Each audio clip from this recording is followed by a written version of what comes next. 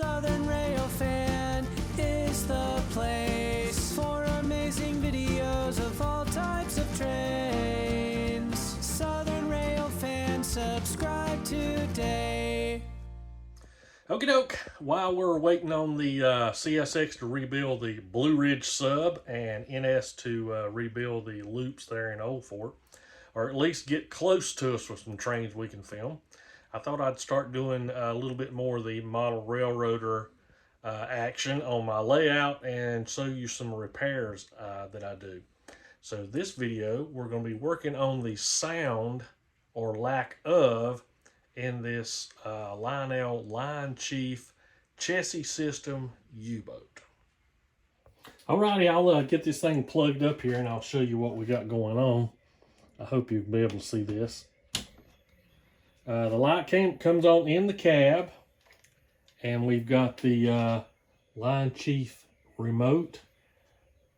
We'll get it turned on, and no chirping, no nothing, because this is not a Bluetooth locomotive. So we go forward, it runs forward okay, runs back okay, but as you can see, no horn, no sounds, and no nothing there at all. So I'm pretty sure I know what's wrong with this one. So we'll tear into it, and like I said, I hope you can see everything that I'm doing. Now this has 4 screws, one in each corner of the cab, and then you'll be able to take that cab off. I went ahead and took those out because there's no sense you sitting watching me do that. Now the speaker housing that's underneath this locomotive is held on by 2 screws in the back and 1 screw in the front, but we have to take, before I mess something else up, take the power off of it. Take the 2 screws out here, and they're a machine screw. So they're not only into the plastic, they're through the frame too. And then we'll have to take the 2 smaller screws from behind this board out to get to the 3rd screw to get to the speaker. Now the speaker is what we're going to be concerned with. There's all kinds of problems that can keep it from having sound. These Lionchief boards are very susceptible to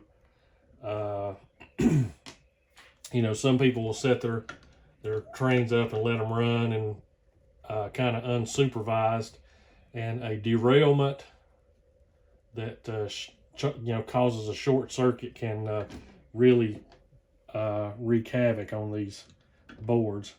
And there you can see, well, you probably can't see without zooming in, is the 3rd machine screw, and you should be able to see that speaker box lower down there, and get that moved over to where you can see. I know you can't see the way I've got it set up, but it's the best I can do right now. There's 2 more screws that hold a plastic brace in this speaker box. I'm going to lay that right there and get this last one out. Lay that over there. There's that I was telling you about. Okay, there's the speaker, and it's just an 8 ohm speaker, and it's got this plastic compression cover. I just hit that, and I guess the camera's all shaky crazy now. Now, what's wrong with it, what I think is wrong with it, is a bad speaker baffle. We'll be able to plug it back up and get our remote again. Where'd I lay it? I have not got this planned out. All right. Turn our remote back on. Now, again, nothing. But if you pick this speaker up and depress that center if you want to call it a button there, you can do that. Press that down on that speaker, and we should have, there's our sound. Cut it back off. Dispatcher here, please hold. Over. Copy that. Waiting for your signal. Out. Clear test complete, dispatcher. I clear to move? Over. Negative. Hold your position. Out.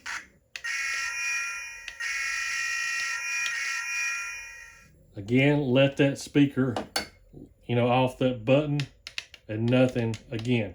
Now, what causes that, the speaker just gets old and it separates on the inside.